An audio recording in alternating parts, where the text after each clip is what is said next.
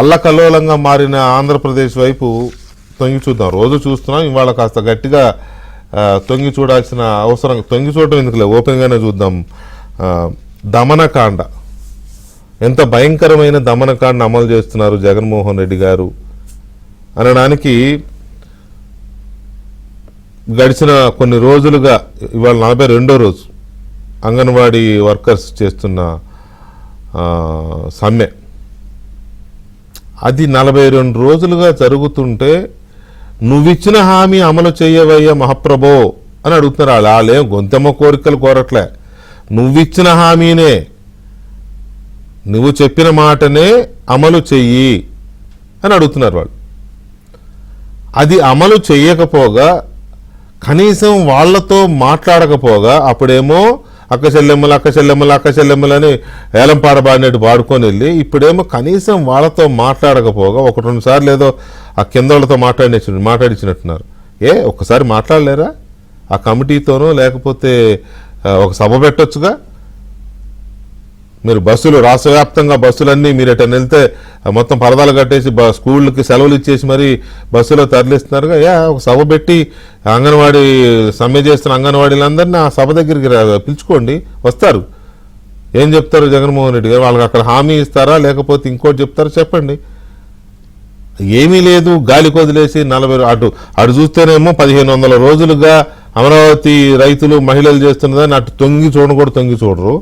ఇక్కడ 42 రోజులుగా వీళ్ళు సమ్మె చేస్తూ తిండి లేకుండా పచ్చి గంగ ముట్టకుండా వాళ్ళు చేస్తుంటే కనీసం వాళ్ళ వైపు కన్నెత్తి చూడకుండా అలా కర్కశంగా ఉండడం కాకుండా లాఠీ చార్జీలు, అరెస్టులు, కేసులు, పైగా 14 రోజుల క్రితం వీళ్ళకి నోటీసులు, 10 రోజుల క్రితం అనుకోండి సుమారు నోటీసులు, మీరు 10 రోజుల్లోగా విధులకు హాజరు కాకపోతే ఉద్యోగాల నుంచి తొలగిస్తాం. ఎంత ధైర్యం!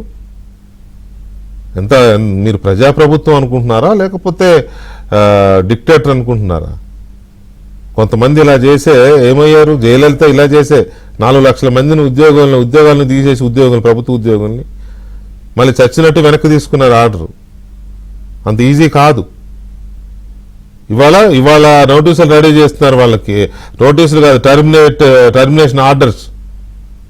మీరు నోటీసుల ప్రకారం విధులకు హాజరవ్వలేదు కాబట్టి మిమ్మల్ని విధుల్లోంచి తొలగిస్తున్నామని 80,000 మందికట, 80,000 మందికి తొలగింపు ఆర్డర్లు సిద్ధం చేస్తారు కలెక్టర్లు. ఇవాళ రేపట్లో అవి సర్వ్ చేస్తారట, వాళ్ళకి అందజేస్తారంట. అందజేసి ఎంత ఇది చూడండి. వీళ్ళని పిలిచి మాట్లాడడానికి టైం లేదు, వీళ్ళ సమస్యలు వినడానికి, పరిష్కరించడానికి, కనీసం వాళ్ళు అడుగుతున్న డిమాండ్స్లు ఎంతో కొంత పరిష్కరించడానికి మీకు మనసు లేదు. వీళ్ళని వెంటనే తీసేసి జనవరి 25వ తేదీన, అంటే ఈ నెలే, ఇవాళ 25వ తేదీనే కొత్త నోటిఫికేషన్ ఇచ్చేస్తారండి అంగన్వాడీ వర్కర్లని కొత్త వాళ్ళని పెట్టుకోవడానికి. 3 రోజుల్లోనే. ఇంతవరకు జాబ్ క్యాలెండర్ ఇవ్వలేదు వచ్చిన కాడి నుంచి 5 ఏళ్లలో. ఇది మాత్రం 3 రోజుల్లోనే కొత్త నోటిఫికేషన్ ఇచ్చేస్తారంట. ఎందుకు? ఏరి కోరి వైసీపీ వాళ్ళు పెట్టుకోవడానికి, వాలంటీర్లాగా. మీ పార్టీ కార్యకర్తలను పెట్టుకుంటే వాళ్ళు కూడా ఇదే పని చేస్తూ ఉంటారు, ఇక ఓటర్ జాబితాలో ఆ జాబితాలో. బహుశా ఈ సమ్మెను ఇంతకాలం సాగదీయించింది, సమ్మెను పరిష్కరించకుండా వాళ్ళు ఎక్కడ పోతే మనకెందుకని గాలికి వదిలేసింది ఇందుకేమో. దీని వెనుక కాన్స్పిరసీ ఇదా? ఏదో ఒకరోజు నోటీసులు ఇచ్చి వీళ్ళని తొలగించేసి మనం కొత్త వాళ్ళని పెట్టేద్దాం మన కార్యకర్తల్ని అని అనుకుంటున్నారేమో. అక్కడ అంత ఈజీగా మీరు చెబితే వెళ్ళిపోయేవాడు కాదు అంగన్వాడీ వర్కర్లు అంటే. శివంగి, ఒక్కొక్క అంగన్వాడీ వర్కర్ శివంగి. ఎర్ర జెండాల నీడలో ఉంటారు వాళ్ళు ఎక్కువ, మెజారిటీ అంగన్వాడీలు. మిగతా పార్టీలు కూడా ఉండొచ్చు కానీ ఎర్ర జెండాలే వాళ్ళకి ఆలంబన. కసెక్కి ఉంటారు, అంత ఈజీగా వదిలే రకాలు కాదు. మరి ఎందుకు ఇంత ఇదిగా దమనకాండ, ఇంత ఇదిగా అణిచివేత, ఇంత మొండిగా? లేకపోతే మళ్ళీ అధికారంలోకి వచ్చేది లేదులే, మనం లొంగేది లేదు ఇప్పుడు అని అనుకుంటున్నారా? లేకపోతే సలహాలు ఇచ్చేవాళ్ళు అలా ఇస్తున్నారా? స్క్రిప్ట్ రాసి ఇచ్చేవాళ్ళు ఇందులో కూడా ఇట్లాగే చెప్తున్నారా? అర్థం కావట్లా. ఇంకో ముఖ్యమైన విషయం ఏంటంటే, ఏ కోడికత్తి సీన్ అయితే జగన్మోహన్ రెడ్డి గారిని ముఖ్యమంత్రిని చేశాడో, ఇద్దరే, అటు వివేకానంద రెడ్డి గారు, ఇటు కోడికత్తి సీను. వివేకానంద రెడ్డి గారు వెళ్ళిపోయినాడు, కోడికత్తి సీను నేను వెళ్ళిపోతానని చెప్పి జైల్లో ఆమరణ దీక్ష చేస్తున్నాడు. ఏదో వార్తలు వస్తున్నాయి, అతన్ని కొట్టారు జైల్లో, బాగా విశాఖపట్నం జైల్లో అని ఏదో అంటున్నారు. నిజమో కాదు, ఐ డోంట్ నో, నా దగ్గర ఆధారం ఏం లేదు దాని, కానీ ఒక ప్రచారం ఉంది.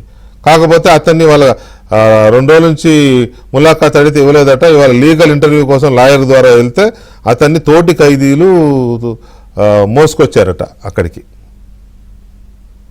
మరి దాన్ని చూసి మరి కొంతమంది చెప్తా ఉన్నారు ఇట్లా ఇది అని. అటు దళిత కుర్రోడు, దళిత యువకుడు జైల్లో 5.5 సంవత్సరాలుగా రిమాండ్ ఖైదీగా మగ్గిపోతున్నాడే, కనీసం మనసు రాదా? మీరెళ్ళి కోర్టుకు వెళ్ళి జస్ట్ కన్ఫెషన్ ఇస్తే సరిపోతుంది, అతనికి బెయిల్ వస్తుంది. ఇంత ఇదిగా కఠినంగా రాయిలాగా ఎందుకు ఉంటున్నారు? పాలకుడు ఎప్పుడు మరి ఇలా ఉండకూడదని చెప్తారు పెద్దలు. ఏ పాలకుడు రాయిలా ఉండకూడదు, ప్రజలకు మనసరిగి పాలించాలి, మనసరిగి మసులుకోవాలి అంటారు. కానీ ఇంత కఠిన హృదయంతో ఉంటూ దమన నీతిని అమలు చేస్తున్న జగన్మోహన్ రెడ్డి గారి ఆంధ్రప్రదేశ్లో జగన్మోహన్ రెడ్డి ప్రభుత్వం అమలు చేస్తున్న దమనకాండ, దాష్టీకాండ మీద చర్చిస్తున్నాం. ప్రధానంగా అంగన్వాడీలని ఇవాళ వేధింపులకు గురి చేస్తూ దారుణంగా హింసించిన ఘటనలు చాలా జరిగాయి రాష్ట్ర వ్యాప్తంగా. ఆ ఘటనలతో పాటు వాళ్ళని ఉద్యోగాలను తీసేసేందుకు ఆర్డర్లు కూడా సిద్ధం చేస్తున్నారు కలెక్టర్లు, 80,000 మందిని తొలగించడానికి. దాంతోపాటు కోడికత్తి సీన్ వ్యవహారం కూడా మనం చర్చించబోతున్నాం. చర్చలో మనతో పాల్గొంటున్నారు తెలుగుదేశం పార్టీ సీనియర్ నేత, మాజీ మంత్రి కేఎస్ జవహర్ గారు, అలాగే సిపిఎం సీనియర్ నాయకులు మాజీ ఎమ్మెల్యే ఎంఏ గఫూర్ గారు, and Congress party working president మాజీ శాసనసభ్యులు మస్తాన్ వలీ గారు మనతో చర్చలో పాల్గొంటున్నారు. ముందుగా గఫూర్ గారు నమస్కారం. నమస్కారం వెంకటకృష్ణ గారు. 80,000 మందికి టెర్మినేషన్ ఆర్డర్స్ అట. ఇవాళ జరిగిన ఘటనలు చూసాం మనం అక్కడక్కడ. ఎంత దారుణమైన హింసాకాండ అంటే అసలు మనుషులుగానే ట్రీట్ చేయలే అంగన్వాడీ వర్కర్స్ని. జుట్లు పట్టుకుని లాక్కెళ్ళి లోపల పడేసిన పరిస్థితులు చూసాం మనం. అవన్నీ వదిలేసి ఎక్కడో ఒక చోట 2 మహిళా కానిస్టేబుల్ని అంగన్వాడీ వర్కర్లు మీరు కూడా కూర్చొని మాతో పాటు కూర్చోబెట్టారు.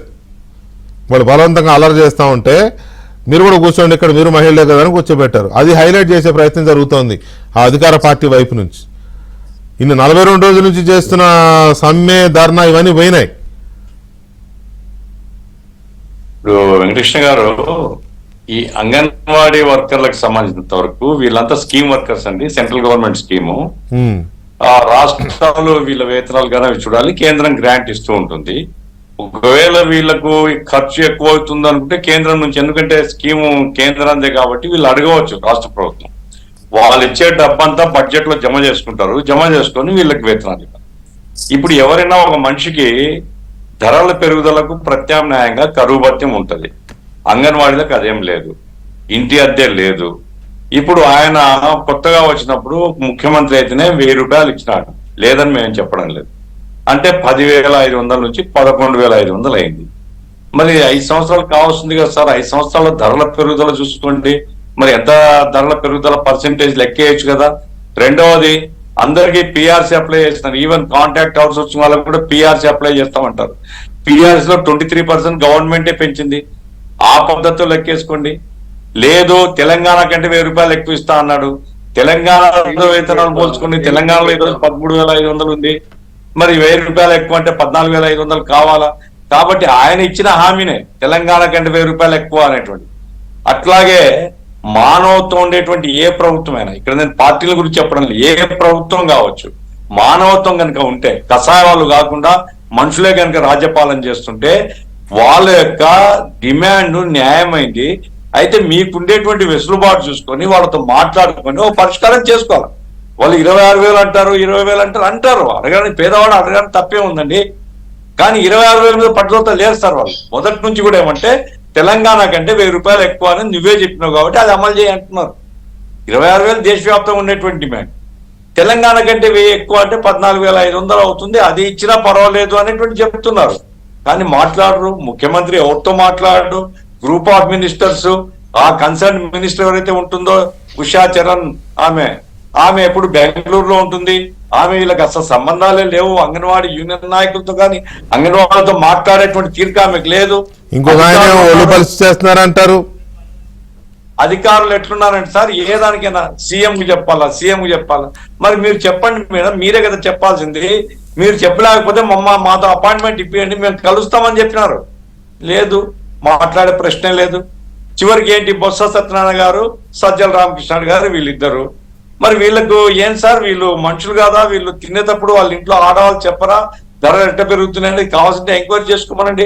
బజారుకు పంపించి ఎవరినైనా అడిగితే ఒక్కరోజు లెక్కలు తెలుస్తాయి కదా. మరి ధరల పెరుగుదల ప్రకారంగా ఇదిగో ఇంత పెరిగింది, ఇంత ఇస్తామని చెప్తే పరిష్కారం అయిపోతుంది కదా సార్. వీళ్ళకి ఇంట్రెస్ట్ లేదు, కన్సల్టేషన్ రాదు. ఈ మిగతా ఇద్దరికి ఇంట్రెస్ట్ లేదు. ఏమంటే వాళ్ళకి తెలిసిందంతా పోలీసు వాళ్ళని పెడతాం, తొక్కేస్తాం, లేకపోతే పీకేస్తాం. ఇప్పుడు ఉద్యోగాలు పీకేస్తాం అనేసి బెదిరిస్తున్నారు. 80,000 ఆర్డర్స్ రెడీగా ఉన్నాయి సార్, మాకు కూడా తెలుసు. 80,000 ఆర్డర్స్ ప్రతి జిల్లాలో కలెక్టర్ గారు ఆ ఇన్స్ట్రక్షన్స్ ఇస్తే పీడీనో లేకుంటే ఆ ఉమెన్ వెల్ఫేర్ డిపార్ట్మెంట్ వాళ్ళు తయారు చేసినారు, ఇస్తారు. సార్ 80,000 మందిని తీసేస్తే 80,000 మంది ఉద్యోగాలు పోగొట్టుకోవడం కంటే ఈయన ఉద్యోగం ఒకటి పోగొడితే అయిపోయి కదా సార్. అదే కష్టమా? ఇప్పుడు రాబోయే 2 నెలలే కదా టైం ఉండేది. గ్యారెంటీ ఉద్యోగం పోతుంది ముఖ్యమంత్రిది, అది చెప్తున్నారు కూడా. ఎందుకంటే వీళ్ళందరూ పేదవాళ్ళ నోట్లో నాలుకలాగుంటారు, మురికి వాటర్లో పనిచేస్తారు, నిరుపేదలతో సంబంధాలు ఉంటాయి. ఒక్కొక్క అంగన్వాడీ వర్కర్ కు 100 కుటుంబాలతో పరిచయాలు ఉంటాయి. ఆ 100 కుటుంబాలని కాన్సన్ట్రేట్ చేస్తే 1,00,000 మంది, 100 కుటుంబాలు ఎంతైతే సార్? 1 కోటి కుటుంబాలు అయితే. అంటారు సార్ జగన్మోహన్ రెడ్డి? అహంకారం, అహంభావం. మొన్న మేము 3-4 డేస్ కిందట 3 డేస్ కిందటనే మన చీఫ్ సెక్రటరీని కలిసాం సార్. మేము రిక్వెస్ట్ చేసినామంటే, అయ్యా మీరైనా జోక్యం చేసుకోండి అధికారులుగా అంటే, ఆయన ఒక మాట అన్నాడు, అధికారులకు మాకు పరిమితులు ఉంటాయండి, ఎలక్టెడ్ గవర్నమెంట్ కు మేము సలహా చెప్పగలుగుతాం తప్ప ఆచరించాలి లేదా వాళ్ళు అది చేయాల్సింది. అయితే మీరు వచ్చినారు, నేను మరొకసారి ముఖ్యమంత్రి దృష్టి తీసుకొని పోతాను. అయితే నిర్ణయం మా చేతిలో లేదు, అది కరెక్టే. ఆ సందర్భంగా మేము చెప్పాం కూడా. కాదు సార్, 80,000 మంది తీసేస్తామని, 1,00,000 మందినండి, 1,00,000 మందిని తీసేయగలుగుతుందా గవర్నమెంట్? అసలు గవర్నమెంట్ ను పోయినసారి సార్ నాకు పర్సనల్ ఎక్స్పీరియన్స్ ఉంది. 2019లో మేము పవన్ కళ్యాణ్ గారు వామపక్షాలు కలిసి ఉన్నప్పుడు అంగన్వాడీ వర్కర్స్ రిక్వెస్ట్ చేశాం మేము, పవన్ కళ్యాణ్ వామపక్షాలకు ఓటేయండి అని. వాళ్ళు ఒకటే మాట చెప్పారు, జగనన్నకి వేస్తామని. ఏమ్మా ఎందుకు జగనన్న అంటే, జగనన్న గెలవాలండి, ఈ పవన్ కళ్యాణ్ గెలవలేడు ఈసారి, మేమైతే వేయలేము అనేసి. వాళ్ళ హక్కు అది, మనం ఓటు ఎవరికి వేయాలి అంటే. ఆ రకంగా జగనన్నను నెత్తి మీద పెట్టడంలో వాళ్ళ పాత్ర చాలా ఉంది, జనం నెత్తి మీద పెట్టడంలో. అది మరి ఏ క్షుద్ర దేవత రూపం తీసుకుంటారని తెలియదు వాళ్ళకు. అది దేవత అనుకున్నారు, క్షుద్ర దేవత రూపంలో గవర్నమెంట్ వచ్చింది ఇప్పుడు. కాబట్టి అంగన్వాడీ వర్కర్లు నిన్న తెల్లవారుజామునండి 3 గంటలకు ఆడవాళ్ళు రోడ్డు మీద పండుకుంటే 3 గంటలకు దాదాపు 1000 మంది పోలీసులు పోయి కరెంట్ తీసేసి ఆ ఆడవాళ్ళని చూడకుండా మగ పోలీసులతో ఈడిపించి రోడ్ల మీద ఈడ్చుకుంటూ తీసుకొని పోయి బస్సులో పడేసి ఎక్కడ తీసుకొని పోయినారు సార్ వీళ్ళను? మచిలీపట్నం, ఏలూరు. ఏం సార్ ఇది? ఏం న్యాయం అండి? అసలు గవర్నమెంట్ అయింది పోలీసు బలాన్ని ఉపయోగించుకొని అణిచివేస్తారా? కనపడినట్టు అరెస్ట్ చేస్తారా? రైలు డబ్బులతో, వాళ్ళ సొంత డబ్బులతో టికెట్ కొనుక్కొని రైలు ఎక్కుతుంటే పట్టుకుంటారు పోలీసులు. ఎక్కడుంది సార్ చట్టంలో? బస్సు టికెట్ కొనుక్కొని ఎక్కితే పట్టుకున్నారు నిన్న. ఈ రకంగా రాష్ట్ర వ్యాప్తంగా దుర్మార్గమైనటువంటి, అమానుషమైనటువంటి ఒక దౌర్జన్యకాండ పోలీసులే అమలు చేసి తెల్లవారుజామున మొత్తం ఆ టెంట్ కూల్చేసి నిరాదీక్ష సార్ 5వ రోజు నిరాదీక్షలో ఉండే వాళ్ళను, అరే నిరాదీక్ష అన్నం తినకుండా నీళ్ళు దాకా కూర్చుని ఉంటే అటువంటి వాళ్ళు లాక్కొని పోవడం ఎక్కడ చిత్రం సార్. ఎప్పుడు చూడలే నిరాదీక్షకుల పట్ల ఇంత వ్యవహరించి ఉంటాడు. అంతకంటే దుర్మార్గంగా నిలచ్యంగా వ్యవహరించి వాళ్ళ దీక్షను భగ్నం చేసినారు, అరెస్ట్ చేసినారు. చేసి ఉండొచ్చు, వాళ్ళ పోరాటాన్ని మాత్రం అభినందించాలండి. ఇక వాళ్ళకి సంఘీభావంగా ఈరోజు ట్రేడ్ యూనియన్స్ కూడా పిలిపించాయి. 24వ తేదీ మొత్తం అన్ని ట్రేడ్ యూనియన్ కలిసి బంద్ చేయాలనుకుంటున్నాం. మిగతా అన్ని పార్టీలు కూడా మేము అప్పీల్ చేశాం. ఎందుకంటే ఇది ఒక్కరి సంగతి కాదండి, అంగన్వాడీది ఒక్కరి సంగతి కాదు, మొత్తం రాష్ట్రంలో పేద వర్గాలు, నిమ్న వర్గాలు, ఒంటరి మహిళలు, వీళ్ళందరి యొక్క బాధ. ఇప్పుడు అంగన్వాడీలో చాలా మంది దళితులు అండి, నిమ్న వర్గాలండి, మెజారిటీ వాళ్ళే ఉంటారు కదా. మెజారిటీ దళిత వర్గాలు, నిమ్న వర్గాలు మెజారిటీ ఉంటారు అంగన్వాడీ వర్కర్స్ లో. అంగన్వాడీలో ఒంటరి మహిళలు, వితంతువులు, నిమ్న వర్గాల వాళ్ళు, దళితులు అండి. అత్యధికులు 90% వాళ్ళండి. అంబేద్కర్ ఏమో 120 అడుగుల బొమ్మ పెట్టి సామాజిక న్యాయము. ఒకవైపు ఇది జరుగుతుండగానే కదా, ఒకవైపు అంగన్వాడీలు ధర్నా చేస్తుండగానే, ఒకవైపు కోడికత్తి సీను తల్లి సోదరుడు ఆమరణ దీక్ష చేస్తుండగానే అంబేద్కర్ విగ్రహాన్ని ఆవిష్కరించాడు ఆయన, ఇవేం పట్టించుకోకుండా. రైట్, ఎనీవే ఒక్క నిమిషం గఫూర్ సాబ్. సామాజిక న్యాయం కాదండి, అధికారం గ్రామాలు అడ్డం తప్ప సామాజిక న్యాయం కాన్సెప్ట్ ఈ గవర్నమెంట్ లేదు. కాబట్టే 24వ తేదీ ఆంధ్ర రాష్ట్రంలో ప్రజానీకం ఈ గవర్నమెంట్ కు బుద్ధి చెప్తారని నేను విశ్వసిస్తున్నాను. రైట్, ఒక్క నిమిషం గఫూర్ సాబ్. జవహర్ గారు నమస్కారం అండి. నమస్కారం జవహర్ గారు, ఈ పరిస్థితి చూస్తూ ఉంటే మేబీ అసలు ఇంత పాశవికమైన చట్ట ప్రయోగం కానీ, లేకపోతే అధికార ప్రయోగం కానీ, లేకపోతే పోలీస్ ప్రయోగం కానీ ఇంతకుముందు ఎప్పుడు జరిగినట్లు లేదు. పైగా ఎందుకు అంటే జరగలేదని నేను అనట్లే, కానీ మహిళా లోకం అది పూర్తిగా 1,20,000 మంది అంగన్వాడీ వర్కర్లు, గ్రామీణ ప్రాంతాల్లో సేవలు అందించే మహిళలు, వాళ్ళని దీక్ష చేసే వాళ్ళని తీసుకెళ్లి అవతల పడేయడం, బలవంతంగా జుట్లు పట్టుకెళ్ళి లాక్కెళ్ళి కొట్టడం, ఉద్యోగాలు బీకేస్తామని నోటీసులు రెడీ చేశారు, ఆర్డర్లు రెడీ చేశారు. సో ఇది ఇంత కఠినంగా, ఇంత పాషాణ హృదయం ఉండాలి అవసరమా ప్రభుత్వానికి? వెంకటకృష్ణ గారు, ముందుగా మీకు, అదేవిధంగా గఫూర్ గారికి, మిగతా ప్యానెల్లో ఉన్నటువంటి మిత్రులకి నమస్కారం. ఈ రోజు నేటి బాలలే రేపటి పౌరులని మనం చెప్తా ఉన్నాం. అలాంటి బాలల్ని తీర్చిదిద్ది బలమైనటువంటి సమాజాన్ని ఇవ్వటం కోసం ఈ ఐసిడిఎస్ ప్రాజెక్ట్ అనేది ఒకటి కేంద్ర ప్రభుత్వం ఏర్పాటు చేయటం. అది 2014 4,200గా ఉన్నటువంటి జీతాన్ని తెలుగుదేశం ప్రభుత్వం రావటుందని 10,500 రూపాయలు, అంటే 6,300 రూపాయలు పెంచినటువంటి పరిస్థితి గతంలో తెలుగుదేశం ప్రభుత్వం ఉంది. దురదృష్టం ఏంటంటే, ఇందాక గఫూర్ గారు చెప్పినట్టు వీళ్ళందరూ కూడా జగన్మోహన్ రెడ్డి మాయ మాటలు నమ్మారు. నమ్మటమే కాకుండా ఉద్యోగ ఉపాధ్యాయుల్లో మాకు వచ్చినటువంటి పర్సంటేజ్ చూస్తే, నేను ఒక ఉపాధ్యాయ ఉద్యమ నాయకుడిగా ఉన్న పరిస్థితుల్లో నాకు తెలిసిన ఉపాధ్యాయులు కూడా నాకు ఓటైనటువంటి పరిస్థితి, గతంలో అంత మాయాజాలంలో కూరుకుపోయినటువంటి పరిస్థితి ఉంది. వెంకటకృష్ణ గారు, ఈ రోజు వేళను చూసిన తర్వాత చాలా ఉద్యోగ సంఘాలకి, ఉద్యోగ సంఘ నాయకులకు బుద్ధి రావాలండి. ఎందుకంటే ఆ పోరాటం గతంలో ఎప్పుడు ఝాన్సీ లక్ష్మీబాయి లేకపోతే ఇంకొక మహిళా మనులను ఎవరన్నా మనం వీరనారులను చూస్తుంటాం, కానీ ఈ రోజు దేనికి బెదరకుండా ఎస్మా పెట్టుకో, తీసేసుకో 1,00,000 మంది పైగా ఈ రోజు ఇంత ఒత్తిడి తెస్తే కేవలం జాయిన్ అయిన వాళ్ళు 10% మాత్రమే అనేది ప్రభుత్వం లెక్కలు చెప్తా ఉంది. వెంకటకృష్ణ గారు, ఈ రోజు ఇలాంటి పరిస్థితుల్లో అంగన్వాడీల పట్ల ప్రభుత్వాన్ని, ఎందుకంటే తమ మహిళలు ఎవరు కూడా బయటికి వచ్చి ఈ విధంగా రోడ్డు మీద పడుకున్న మహిళలను చుట్టుపట్టుకుని లాక్కుపోవడం ఎంత దారుణం అండి. మహిళకి కొన్ని ప్రత్యేకమైనటువంటి పరిస్థితులు ఉంటాయి, మహిళలు ప్రత్యేకంగా గౌరవిస్తాం మనం. ఎందుకంటే ఎత్తన ఆర్యస్తూ పూజించే దత్తన దేవత రమంతు అంటే చెప్తా ఉంటాం. ఎక్కడైతే దేవతలు పూజించబడాల్సినటువంటి ప్రాంతంలో ఈ రోజు ఇందాక కూడా సందర్భం కాబట్టి చెప్తా ఉన్నా, రాముడు రాజ్యం ఎలా ఉంటుంది అనేది కూడా మీరు డిబేట్లు నేను ఇందాక చూశాను. ఆ రామరాజ్యంలో రాముడు లాంటి వాళ్ళు ఉన్నారు, అదే విధంగా ఈ జగన్మోహన్ రెడ్డి రాక్షసులు కూడా ఉన్నటువంటి పరిస్థితి ఈ రోజు యాదృచ్ఛికమైనా సరే అది చెప్పక తప్పని పరిస్థితి. ఇలాంటి దుర్మార్గమైనటువంటి పరిస్థితులు ఉన్న పరిస్థితుల్లో జగన్మోహన్ రెడ్డి తెలంగాణ కన్నా ఎక్కువ ఇస్తానన్నాడు. వాళ్ళు 13,500 ఎంతో ఇస్తున్నారు, ఇంకో 1000 కలిపి 14,500. ఈరోజు సుప్రీంకోర్టు గ్రాట్యుటీ ఇవ్వమంది వాళ్ళకి. వాళ్ళు అడిగే డిమాండ్స్ ఏంటంటే గొంతెమ్మ కోరికల మినిమం వేజెస్, ఎందుకంటే సమాన పనికి సమాన వేతనం అడుగుతా ఉన్నారు. అడిగే సందర్భంలో అసలు నీ కెపాసిటీ ఎంత, నువ్వు ఎవరితో మాట్లాడుతున్నావు? కెపాసిటీగా సార్ కాదు, ఇప్పుడు నువ్వు చెప్పింది అడుగుతున్నారు వాళ్ళు. సరే, వాళ్ళు ఎక్కువ అడుగుతున్నారు అనుకో. గఫూర్ గారు చెప్పినట్టు నువ్వు అధికారంలోకి రాగానే తెలంగాణ కంటే ఎక్కువ ఇస్తానన్నావు కదా, 5 ఏళ్ళు అయింది. 5 ఏళ్ళు అయినా కూడా నువ్వు చేయలేదని చేయమంటున్నారు వాళ్ళు. అది చేయడానికి ఆ మొహం చాటేస్తూ ఈ రకమైన అణిచివేత, ఇది ఇంత అణిచివేత అవసరమా? ఇంత అణిచివేతకి బీజాలు చాలా ఉన్నాయండి. కారణం ఏంటంటే కర్ర వాళ్ళ చేతికి ఇచ్చి చెయ్యి అడ్డం పెట్టుకున్నాం కొట్టొద్దని. ఈరోజు జగన్మోహన్ రెడ్డి అధికారంలో రావడానికి 2 చేతులతో ఓట్లు నొక్కిన వాళ్ళలో, ఎందుకంటే మేము వేరే రకంగా కాదండి చెప్పేది, మీరు ఖచ్చితంగా ఇక్కడ మనం చూడాల్సింది అనుభవాన్ని చూడాలి. ఒక దొంగ చేతికి తాళాలు ఇచ్చే సందర్భంలో దొంగ ఏం చేస్తారో చూడాలి.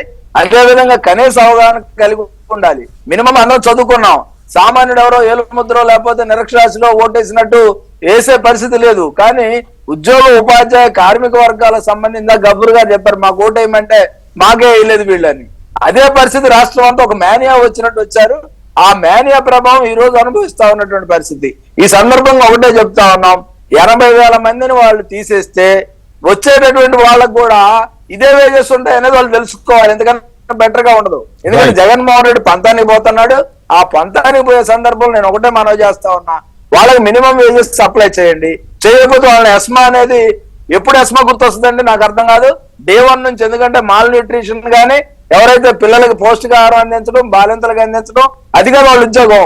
ఈ రోజు దాదాపు 60 రోజుల నుంచి ఆ బాలింతలకి సరైన పౌష్టికాహారం లభించకపోతే పుట్టే తరం ఏ విధమైనటువంటి తరాన్ని చూస్తున్నాం. ఎమర్జెన్సీ అని అప్పుడు గుర్తు రాలేదా? వాడు సమ్మె నోటీస్ ఇచ్చినప్పుడు గుర్తు రాలేదా? అప్పుడు కదా గుర్తు రావాల్సింది. ఈ స్థితిలో ఎస్మా ప్రయోగించడం అనేది చాలా దుర్మార్గం. 60 రోజుల తర్వాత ఎస్మా ప్రయోగిస్తారా?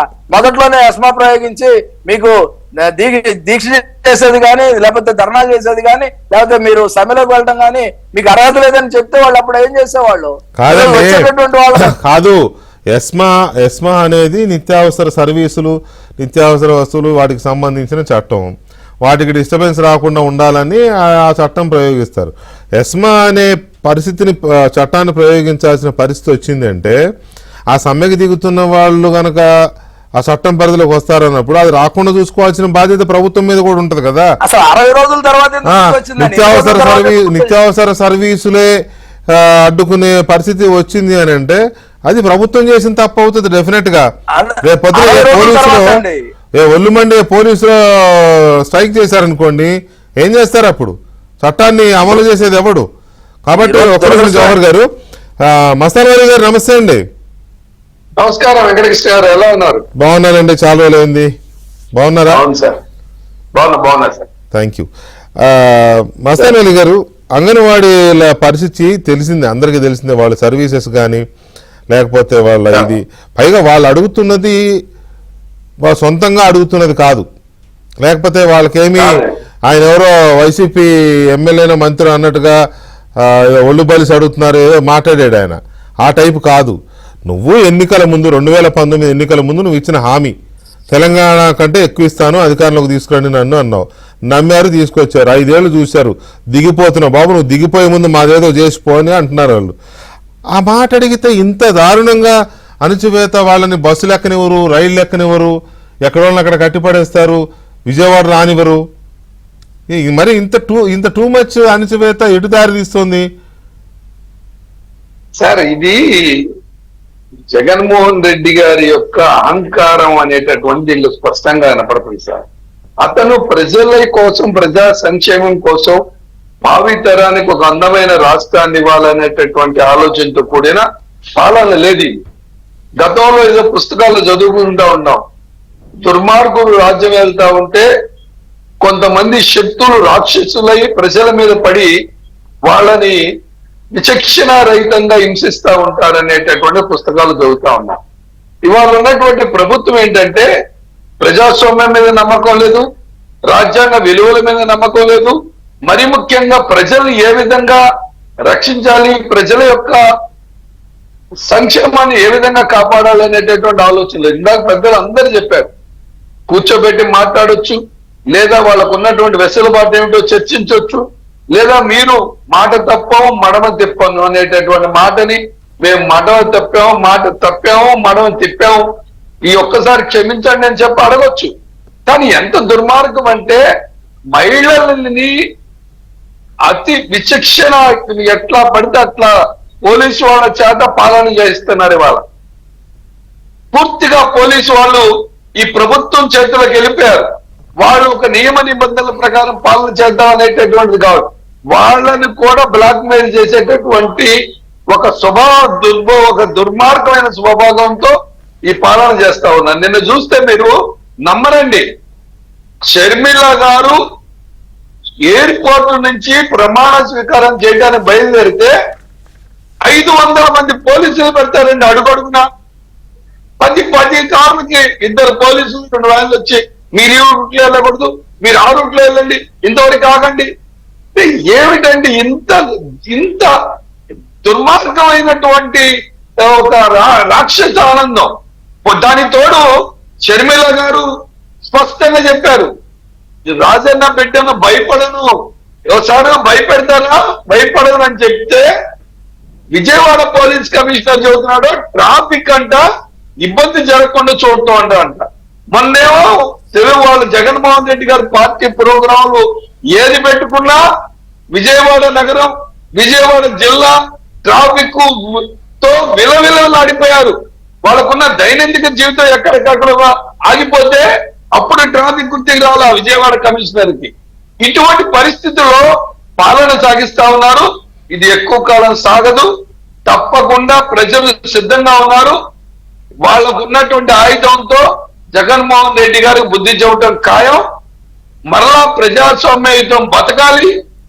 ఎవరి అధికారంలో ఉన్నా కూడా ప్రజలతో, ప్రజలకు అవసరమైన పాలన చేయాలి తప్ప ఈ విధమైనటువంటి దుర్మార్గ పాలనతో మహిళల్ని, మరీ ముఖ్యంగా అంగన్వాడీ వాళ్ళని 40 రోజుల పాటు ఇల్లు వాకిలి వదిలేసి వాళ్ళ పిల్లలు వదిలేసి రోడ్ల మీద పడుంటే మీరు ఇందాక అన్నట్టు ఇంకా నయం, అహంకార పూరితంగానో కొవ్వు పట్టో కాదండి, ఇంకా చాలా వినకూడని మాటలు మాట్లాడినటువంటి సందర్భాలు, మీడియా దృష్టికి రానటువంటి మాటలు మాట్లాడుతూ ఉన్నారు. దానికి తోడు మంత్రులు మాట్లాడరు, ముఖ్యమంత్రి దీని మీద స్పందించరు. ముఖ్యమంత్రి పెద్ద కోట్ల మందికి ప్రజలకు ఇబ్బంది సంబంధించినటువంటి దాని మీద కూడా మాట్లాడేటటువంటి ప్రయత్నం చేయలేనటువంటి ఒక నిస్సహాయ ముఖ్యమంత్రి, ప్రజల యొక్క అవసరాలు తీర్చలేని అసమర్థత ముఖ్యమంత్రి. ఈ ముఖ్యమంత్రికి ప్రజలు త్వరలో బుద్ధి చెప్పబోతా ఉన్నారు. మరొక మాట ఈ సందర్భంగా చెప్పక తప్పదు. ఎందుకంటే పూర్తిగా నరేంద్ర మోడీ చేతిలో ఒక కీలు బొమ్మలాగా. ఎందుకంటే కేంద్రం ఇచ్చేటటువంటి నిధులు ఐసిడిఎస్ కానీ మ్యూట్ అయింది, చూడనా మ్యూట్ అయింది. ఆ విధమైనటువంటి చేయటం అనేటటువంటిది చాలా దుర్మార్గమైన చర్య. దీన్ని ప్రజలు తప్పకుండా ఇలా బుద్ధి చెప్పేటటువంటి రోజు రాబోతుందని ఈ సందర్భంగా చెప్పాల్సినటువంటి అవసరం. రైట్, ఒక్క నిమిషం మస్తాన్ వలి గారు. ఇక్కడ ఇంకొక ఇంపార్టెంట్ ఏంటంటే రేపు 25వ తేదీన నోటిఫికేషన్ ఇస్తారంట. కొత్త వాళ్ళని 80,000 మందిని నియమించడానికి, వీళ్ళందరినీ బీకేసి కొత్త వాళ్ళని పెట్టుకోవడానికి. మరి దీని వెనక వాలంటీర్లను పెట్టినట్టు లేదా సచివాలయ సిబ్బందిలో ఎక్కువ మందిని వైసీపీ వాళ్ళకి అవకాశాలు ఇచ్చారని కూడా ఆరోపణలు వచ్చాయి కదా. వాలంటీర్లు అయితే వాళ్ళే చెప్పారు, మొత్తం మా వాళ్ళే 95% మన వాళ్ళనే పెట్టుకున్నాం అని విజయసాయి రెడ్డిని ఇతర మంత్రులు పదే చెప్పుకున్నారు కదా. సో అలా ఈ రకమైన దీన్ని ఇలాగా అటు సైడ్కు దోసేసి అంగన్వాడీ వర్కర్లను కూడా మన పార్టీ కార్యకర్తలనే పెట్టుకుందామనే కుట్ర ఏమన్నా ఉందా? గఫూర్ గారు ఒక చిన్న బ్రేక్ తర్వాత తీసుకుందాం అది. అలాగే కోడికత్తి సీనుకు సంబంధించి దీక్ష పరిస్థితి ఎలా ఉంది, అతనికి జైల్లో పరిస్థితి ఏమన్నా కొంచెం ప్రమాదకరంగా కానీ లేకపోతే ఇంకో రకంగా కానీ ఉందా, ఇవాళ వెళ్ళిన వాళ్ళు అతను ఏ పరిస్థితుల్లో చూశారు అనే గఫూర్ గారు, ఈ 80,000 మందిని ఏదో తీసేసి ఆ నోటిఫికేషన్ 25 నోటిఫికేషన్ కూడా ఇచ్చేస్తారని ఇందాక మనకు గవర్నమెంట్ నుంచి ఇది కూడా వచ్చింది ప్రకటన. 25 నోటిఫికేషన్ ఇస్తారట, వీలైన తొందరగా నియామకాలు జరిగిపోతాయట. అంటే దీని వెనక సొంత పార్టీ కార్యకర్తలని పెట్టుకునే కుట్ర ఉంది అనే అనుమానాలు వ్యక్తం అవుతున్నాయి. వాస్తవం అనేది అది ఏదో గాలివార్త కాదు. దానికి తగిన పద్ధతిలో వాళ్ళ సన్నాహాలు ఉన్నాయి. ఆ ఇన్స్ట్రక్షన్స్ కూడా వాళ్ళ పార్టీ వాళ్ళకి ఇచ్చారు. ఇప్పుడు రూల్ ఆఫ్ రిజర్వేషన్ కింద ఏ పోస్ట్ అంటే ఏ సెంటరు ఏ కమ్యూనిటీ వాళ్ళని తీసుకోవాలా అనేటువంటి పద్ధతిలో ఇన్స్ట్రక్షన్స్ ఇచ్చి ఉన్నారు. లిస్టు కూడా సిద్ధం చేసుకుంటున్నారండి. వాస్తవమే అది. వీళ్ళని తొలగించి వాళ్ళ పార్టీ వాళ్ళని పెట్టుకోవాలనేటువంటి ఒక ప్రయత్నంలో అయితే ఉన్నారు. చూద్దాం మరి. ఇంత అన్యాయంగా 1,00,000 మందిని తొలగిస్తాం మేము, 1,00,000 మందిని మా పార్టీ వాళ్ళని మేము పెట్టుకుంటామంటే మరి ప్రజాస్వామ్యం చచ్చిపోలేదు కదండి. ప్రజాస్వామ్యం బతికే ఉంది, అన్ని రాజకీయ పార్టీలు ఉన్నాయి. ఇదేం ఎవరికి గుత్తాధిపత్యం కాదు. కాబట్టి తుదికంటా పోరాడతారు, అందులో సందేహం లేదు. ఇప్పుడు ఈ మధ్య చర్చలు జరిగిన సందర్భం నుండి మిగతా విషయాల మీద కొంచెం అటు ఇటు ఒప్పందానికి వచ్చినా గానీ వేతనాలకు సంబంధించి అయ్యా మీరేం పెంచుతారో పెంచండి అంటే జూలైలో పెంచుతాం అంటే జూలైలో కొత్త గవర్నమెంట్ వస్తుంది అంటే మేమే వచ్చేది, మంచిదే, మీరే రావచ్చు. మేము వచ్చిన తర్వాత పెంచుతాం అంటే కొత్త గవర్నమెంట్ ఏ గవర్నమెంట్ అయినా వచ్చిన వెంటనే జీతాలు పెంచాలని అడగడం మేము వాళ్ళు ఎందుకు సర్దుకుంటది ఉంటది.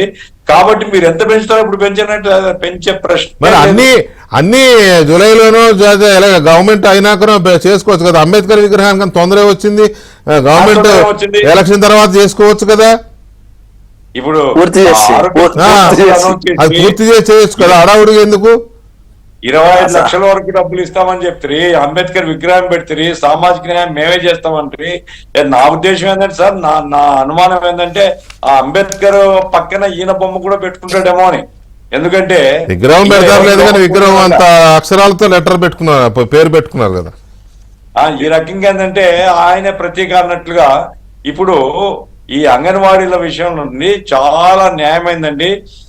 వాళ్ళు ఎంతకైనా సరే సర్దుబాటుకే సిద్ధంగా ఉన్నారు. అంగన్వాడీ యూనియన్లు ఏవి ప్రతిష్టకు పోవడం లేదు. ఏదో రకంగా కార్మికుల్ని సంతృప్తిపరచాలా అనేటువంటి పద్ధతిలో ఎంత రిక్వెస్ట్ చేసినా చెవిటివాడు, మొండివాడు, మూగవాడు, గుడ్డివాడి పరిపాలన లాగా ఈ పరిపాలన ఉందప్ప వాళ్ళ పట్ల.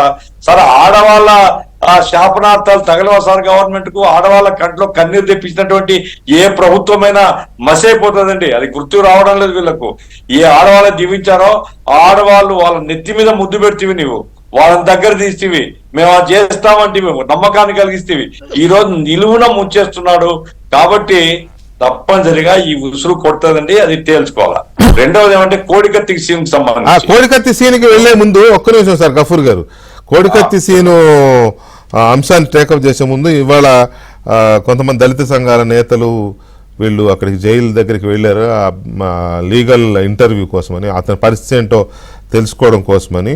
అలా వెళ్ళిన వాళ్ళలో బూసి వెంకటేశ్వరరావు గారు అని దళిత సంఘ నేత, ఆయన అడ్వకేట్ కూడా, వారు ఉన్నారు మనకి టెలిఫోన్ లైన్లో ఉన్నారు. ఒకసారి అతని పరిస్థితి ఏంటి, కండిషన్ ఎలా ఉంది, ఆరోగ్యం ఎలా ఉంది? ఏమండి సలీం అనే అతను ఎక్కడున్నాడు కనపట్ల ఇప్పుడు? అవునంటే కదా, కానీ అతను కూడా వెళ్ళాడు అంటున్నారు ఇవాళ, అడ్వకేట్ ఆయన వెళ్ళాడు అంటున్నారు. చూద్దాం. అయితే వెళ్ళారు, అతని కండిషన్ ఎలా ఉంది, ఆరోగ్యం ఎలా ఉంది అనేది, అలాగే వాతావరణం ఎలా ఉంది అక్కడ తెలుసుకుందాం. వెంకటేశ్వర గారు నమస్కారం. సార్ వెంకటకృష్ణ గారు నమస్కారం అండి. వెంకటేశ్వర గారు మీరు వెళ్ళారు కదా, తను ఆమరణ దీక్ష చేస్తుంటే హెల్త్ బాగాలేదు, కొంతమంది తోటి ఖైదీలు మోసుకొచ్చారు మీరు మీ దగ్గరికి అక్కడికి చూడడానికి అని ఏదో వార్త వచ్చింది, మీరు కూడా చెప్పారు. సో ఏంటి అసలు కండిషన్ ఏంటి? సార్ మీ అందరికీ ప్యానెల్లో ఉన్నాక మీకు అందరికీ నమస్కారం. నమస్కారం.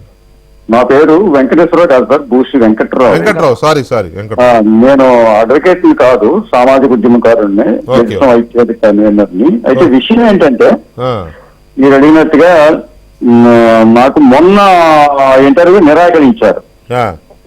నిరాకరించి వేరే కారణం చెప్పారు. అసలు యాక్చువల్ గా రిమాండ్ ఖైదీకి 2 సార్లు ఉంటాయి వారానికి, మీ వాడికి 2 సార్లు అయిపోయి ఉంటాయి కాబట్టి మిమ్మల్ని నిరాకరిస్తున్నారని ఒక ఆఫీసర్ చెప్పారు.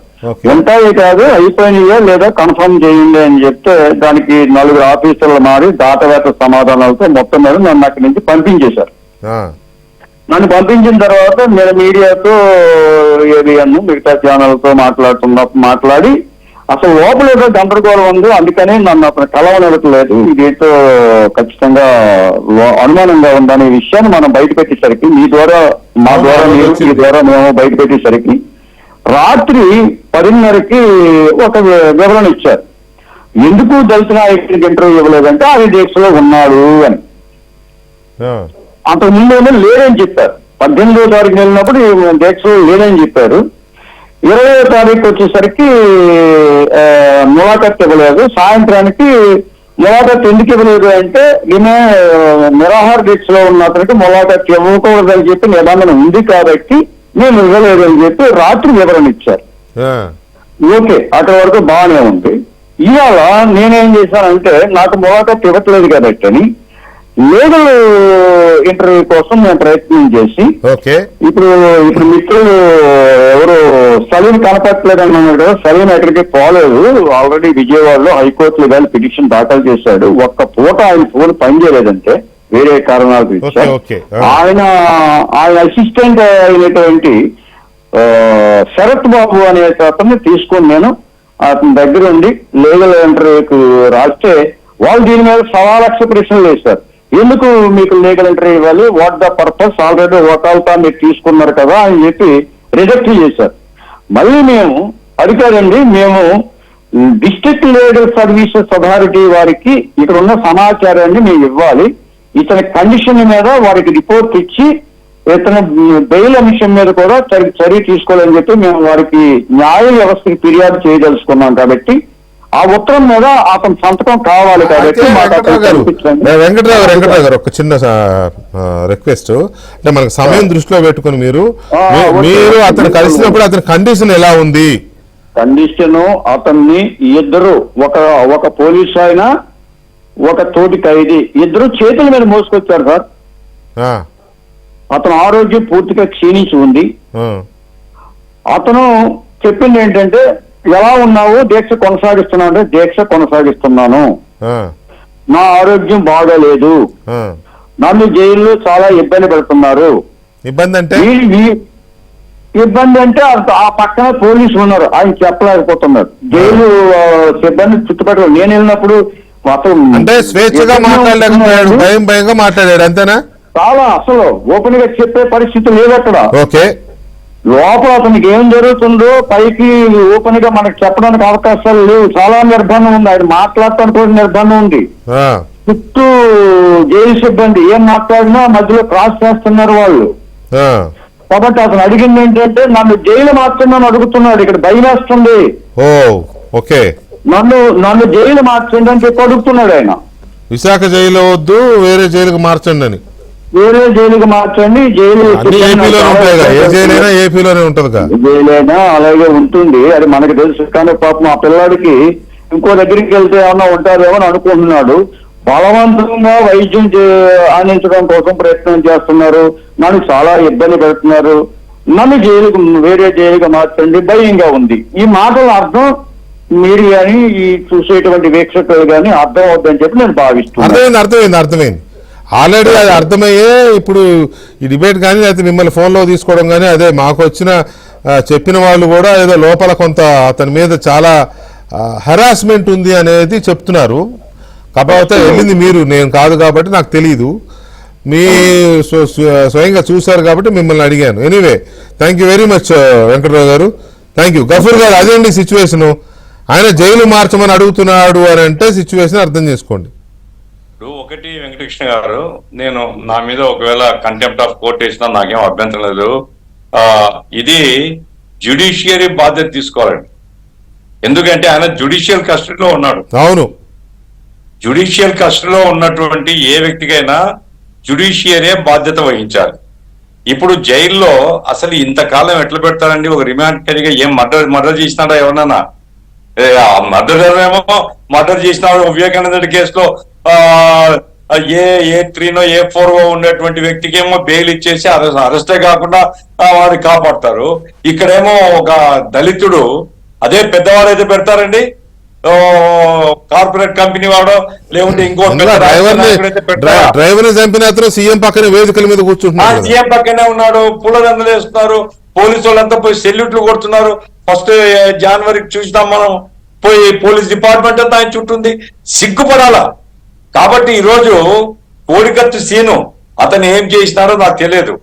అతను బయటికి వస్తే జగన్మోహన్ రెడ్డి అబద్ధాలు చెప్పినారని అర్థమవుతుంది. కాబట్టే జగన్మోహన్ రెడ్డి గారు ఆయన బయటికి రాకూడదు అనేటువంటి పట్టుదలతో ఉన్నాడు.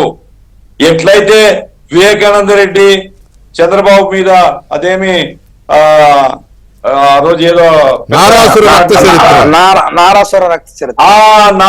రక్త చరిత్ర ఆ రకంగా అబద్ధాలు చెప్పి ఓట్లు పొందినాడో, కోడికత్తి సీనుని కూడా బలిపశువుని చేసి ఆ సాసు టమాటా సాస్ తో రక్తం వచ్చినట్లుగా చూపించి ఆ రకంగా ఈ అబ్బాయిని బలి చేస్తున్నారు. కాబట్టి ఈ అబద్ధాలన్నీ బయటకు వస్తాయనేటువంటి దాంతోనే అతన్ని తీసుకొని రావడం లేదు. జ్యుడిషియరీ ఎందుకు రిమాండ్ నుంచి బెయిల్ ఎందుకు ఇవ్వడం లేదు? జ్యుడిషియరీ ఇన్వాల్వ్ అవ్వాలనేది మీ డిమాండ్. ఎస్, జ్యుడిషియరీ హైకోర్టు లేకుంటే అవమానం అంటాను నేను. జ్యుడిషియరీకి అవమానం ఇది. ఒక దళితుడిని, ఒక పేదను ఇన్నాళ్ళుగా లోపల పెట్టి ఏం తమాషా చూస్తారా? కాబట్టి ఖచ్చితంగా హైకోర్టు జోక్యం చేసుకోవాలా, న్యాయం చేయాలని డిమాండ్ చేస్తారు. రైట్. జవహర్ గారు, కొంచెం స్పీడ్ త్వరగా ఈ మనకి కోడికత్తి సీను విషయంలో చాలా అనుమానాలు బయటపడుతున్నాయి. అతను దీక్ష చేయట్లేదని ముందు రోజు చెప్పారు, దీక్ష చేయట్లేదు ఇక్కడ అని. దీక్ష చేస్తున్నాడు మళ్ళీ చెప్తే వీళ్ళు వెళ్ళారు, లీగల్ ఇంటర్వ్యూ అని వెళ్ళారు. ఇప్పుడు దాకా ఆయన చెప్పాడు, మళ్ళీ నేను చెప్తే టైం తక్కువ ఉంది కాబట్టి ఆయన నన్ను ఇబ్బంది పెడుతున్నారు, నన్ను జైలు మార్చండి. రియాక్షన్ ఏంటి?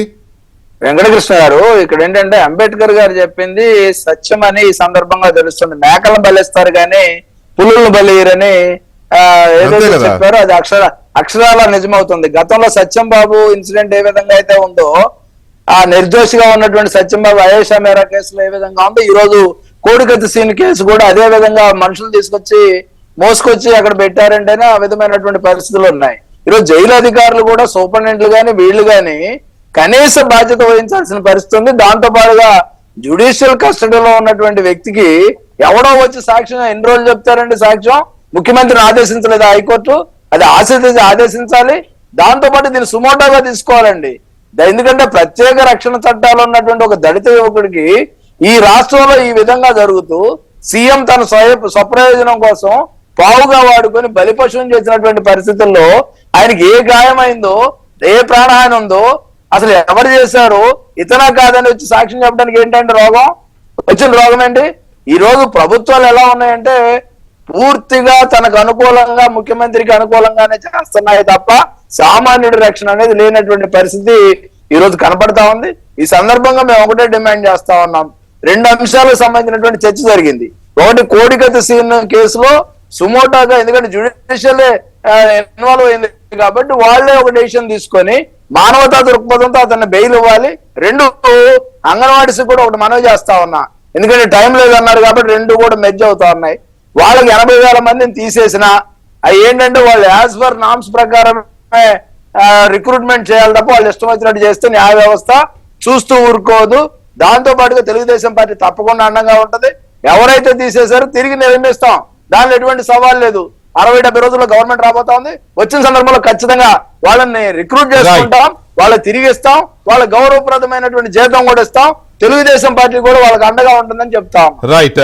మస్తాన్ వలి గారు, కోడికత్తి సీను విషయంలో ఇక పార్టీలు, ఇతర రాజకీయ పార్టీలు అండ్ దళిత సంఘాలు, ప్రజా సంఘాలు ఇవి కూడా రోడ్డు ఎక్కాల్సిన పరిస్థితి వచ్చిందేమో. ఎందుకు అనంటే అతన్ని బతికించాలి, నిజాన్ని బతికించాలి, 2. అందుకోసం అందరూ రోడ్డు ఎక్కాల్సిన పరిస్థితి వచ్చినట్టుంది ఇప్పుడు. సార్ ఇప్పుడు మీరు చూడండి, గడిచిన 2-2.5 సంవత్సరాలుగా, సరే మొదటి 2 సంవత్సరాలు ఆయనకు అవగాహన లేదా పూర్తిగా అధికారుల గురించి మార్చుకునే పరిస్థితి. ఈ 2.5 సంవత్సరాలు ఎక్కడైనా ఈ ప్రభుత్వం వాళ్ళు ప్రమాణ స్వీకారం చేసినప్పుడు రాజ్యాంగ విలువకి నియమ నిబంధనలు కట్టుబడి ఉంటామని ప్రమాణ స్వీకారం చేశారు. దానికి అనుగుణంగా ఎక్కడైనా ఇసుమంతా ఒక్కటి ఉందో చెప్పండి. కోడికత్తి సీను అనేటటువంటిది కాదండి, దళితుడిని చంపేసి మూటగట్టి ఇంట్లో వేస్తే అదేదో యూపీలో చూసాం. యూపీలో ఒక కూతుర్ని మానభంగం చేసి హత్య చేస్తే వెళ్ళి తండ్రి కంప్లైంట్ చేస్తే పోలీసు వాళ్ళు తండ్రిని చంపేస్తే చనిపోయిన కూతురు యొక్క బాడీని కూడా కుటుంబ సభ్యులకి ఇవ్వరు. ఇవి ఇక్కడ ఏం చేశారు, చంపేసి మూట కట్టినటువంటి ఎమ్మెల్సీని తీసుకొచ్చి పక్కన కూర్చోబెట్టుకుంటారు. ఇందాక పెద్దలు చెప్పినట్టు అతనికి ఏమో స్వాగతాలు, ఊరేగింపులు చేస్తారు. ఇతను చేసింది ఏమిటి? జగన్మోహన్ రెడ్డి గారు అప్పుడు ప్రతిపక్ష నాయకుడిగా ఉన్నప్పుడు అతని మీద హత్యా ప్రయత్నం చేశాడు, అదే కదా అభియోగం. ఇక్కడ మర్డర్ కేసులకే దిక్కులేదు. మర్డర్ చేసి A1, A2, A3 అని చెప్పి సిబిఐ, ఏసీబీ పోలీస్ స్టేషన్ నిర్ధారించిన, మళ్ళా పోలీస్ సిబిఐల మీద వాళ్ళు కేసులు పెట్టినా, అంటే ఎక్కడికి పోతున్నాం అనేటటువంటిది అర్థం కానటువంటి పరిస్థితిలో ఉన్నారు. అది ఇందాక పెద్దని చెప్పినట్టుగా మేకల్నే బలైన వర్గాలే బలైపోతున్నారు తప్ప అధికార మదంతో అహంకార పూరితులు ఎక్కడ కూడా బలవట్లేదు. వీటన్నిటికి పరిష్కారం కావాలి అంటే ప్రజా సంక్షేమం కూడిన పాలన రావాలి. ఆ పాలన రావాలి అంటే కాంగ్రెస్ పార్టీ వస్తేనే జరిగింది. అన్ని కులాలని, అన్ని మతాలని సమానంగా చూసుకోగలిగినటువంటి ప్రభుత్వం ఇవాళ నరేంద్ర మోడీ గారి నాయకత్వంలో ఉన్నటువంటి మాటని తూచా తప్పకుండా పాటిస్తున్నటువంటి వ్యక్తులు. జీవసూర్ అని ఆయన ఎట్టయితే కార్పొరేట్ శక్తులు కాంగ్రెస్ వస్తేనే అవుతుందా లేకపోతే ఇంకొకరు వస్తే అవుతారా కాదు కదా మస్తాన్ భయ్య. మనకు కావాల్సింది ఇప్పుడు ఆ పిల్లోడు అతను బయటకు రావాలి, నిజం బతకాలి, అది విషయం. ఇప్పుడు రావాలంటే మీరు ఎక్కడికి వస్తారో తెలియదు, 2029కి వస్తారో తెలియదు, చాలా పార్టీలు ఉన్నాయి. మీరు 2029కి వస్తారో తెలియదు, 2034కి వస్తారో తెలియదు.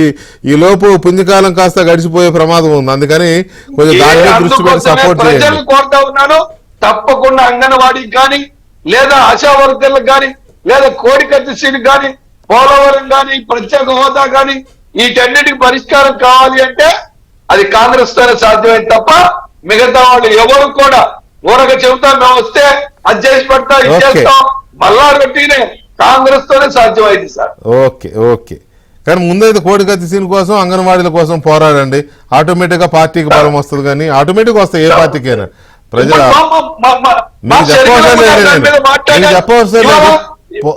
కలెక్టరేట్ ముట్టడిలో కూడా కాంగ్రెస్ పార్టీ అన్ని చోట్ల పాలు పంచుకుంది. యా